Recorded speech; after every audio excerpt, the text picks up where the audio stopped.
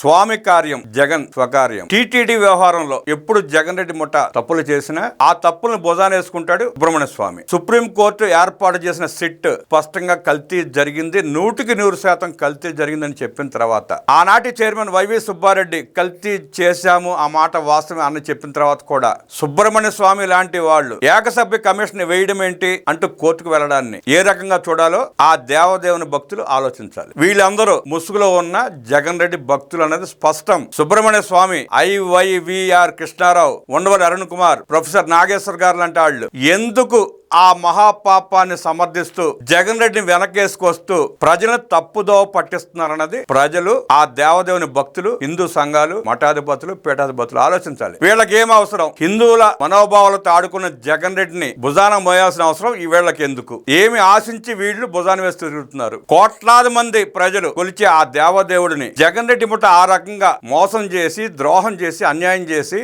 మహాపాపం చేస్తే ఎందుకు వీళ్ళు సమర్థిస్తున్నారు? ప్రజలు ఆలోచించాలి. తిరుమల లడ్డు కల్తీ వ్యవహారం దేశవ్యాప్తంగా, ప్రపంచవ్యాప్తంగా భక్తుల మనోభావాలను రగిలిస్తుంటే, కడుపు మండిస్తుంటే, అది తన రాజకీయ భవిష్యత్తుపై వేటు వేసే సుదర్శన చక్రంలా జగన్మోహన్ రెడ్డి జడుసుకుంటున్నాడు, వణికిపోతున్నాడు, అల్లాడిపోతున్నాడు. ఎన్ని కుప్పి గంతులు వేస్తూ, ఎన్ని పెడబోపులు పెడుతూ, ఎలా పొర్లు దండాలు పెడుతున్నాడో కోట్లాది హిందువులు, ఆ దేవదేవుడి భక్తులు, ప్రజలు నిశ్చితంగా గమనిస్తున్నారు. గతంలో తాడేపల్లి ప్యాలెస్ కు పిలిపించుకుని భేటీ అయిన సుబ్రహ్మణ్య స్వామి గారితో ఆ స్నేహాన్ని, గతంలో తన తండ్రి వైఎస్ రాజశేఖర రెడ్డికి సుబ్రహ్మణ్య స్వామి అందించిన స్నేహాన్ని నిలబెట్టుకుంటున్నట్టున్నారు. రాష్ట్ర ప్రభుత్వం ఏర్పాటు చేసిన ఏకసభ్య కమిషన్ సవాల్ చేస్తూ సుబ్రహ్మణ్య స్వామి సుప్రీంకోర్టు తలుపులు తట్టడం చూస్తుంటే క్రింద స్థాయి వారు దొరికిన పైవారు, పైగా తనకు బాగా కావాల్సిన వారు దొరకకుండా చూసే బాధ్యతని సుబ్రహ్మణ్య స్వామి భుజస్కంధాలపై వేసి చూసే అద్భుతమైన వ్యూహంలా కనిపిస్తోంది. అంటే ఒక సుబ్రహ్మణ్య స్వామో, ఒక ఐవైవిఆర్ కృష్ణారావు, ఒక ఉండవల్లి అరుణ్ కుమారో, ఇంకో ప్రొఫెసరో,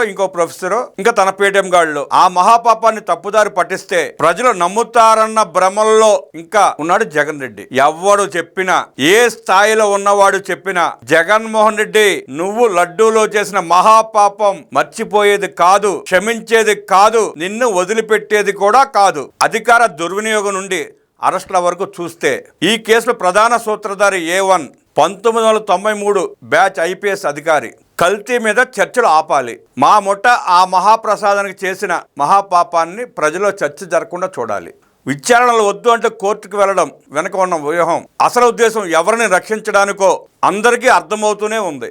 లడ్డూలో నెయ్యి కల్తీ జరిగిందని సిట్ రిపోర్టులు వచ్చాక, వైవి సుబ్బారెడ్డి కూడా కల్తీ జరిగిందని అంగీకరించాక, ఒప్పుకున్నాక చర్చ జరగకుండా నోళ్లు మూయించాలని చూడడం ప్రజాస్వామ్యంలో విడ్డూరం. సుబ్రహ్మణ్య స్వామి పిటిషన్ ప్రధాన ఉద్దేశం విచారణను నీరుగార్చడం లేక కనీసం కాలయాపన చేయడమే. గతంలో జగన్ రెడ్డి కలిసినప్పుడు ధర్మ సూక్తులు గురించి మాట్లాడిన స్వామి ఇప్పుడు అదే ధర్మానికి ముడిపడ్డ లడ్డూ వ్యవహారంలో దోషులను పట్టుకోకుండా అడ్డుపడే ప్రయత్నం చేస్తున్నాడా అనే అనుమానం సహజంగా కలక మానదు. కల్తీ జరిగిందని తెలిస్తే బాధ్యులపై కఠిన చర్యలు తీసుకోవాలని కోరాల్సింది పోయి విచారణ కమిషన్లే వద్దని అనడం, కాపాడాలనుకునే చెయ్యి ఎవరిదో స్పష్టంగా తెలిసిపోతా ఉంది. తిరుమల పవిత్రతను కాపాడడం కంటే కల్తీదారుల్ని, దుర్మార్గుల్ని, దుష్టుల్ని, మహాపాపం చేసిన సన్నాసులను రక్షించడమే ఈ లిటిగెంట్ స్వామికి ముఖ్యమైపోయింది. వైకాపా నాయకులు ఈ పిటిషన్ వల్ల తాత్కాలికంగా సునకానందం పొందొచ్చేమో కానీ, జగన్ రెడ్డి ఊపిరి పీల్చుకోవచ్చేమో కానీ, స్వామివారిని పూజించే సామాన్య భక్తుడు మాత్రం ఆ దేవదేవునికి ద్రోహం చేసిన దొంగలు ఎప్పుడు దొరుకుతారు అని ఎదురు చూస్తూనే ఉంటారు. కోర్టులో కేసులు వేయొచ్చు కానీ కోట్లాది మంది భక్తుల మనసులో ఉన్న అనుమానాలను ఏ పిటిషన్ తుడిచివేయలేదు. జగన్ రెడ్డి ముఠ చేసిన అరాచకం, మోసం, దారుణం, ద్రోహం, వెన్నుపోటు, మహాపాపం ఎన్ని జన్మలెత్తినా చెరిగిపోనిదే. వ్యవస్థలో ఉన్న లోపాలను అడ్డం పెట్టుకుని తాత్కాలికం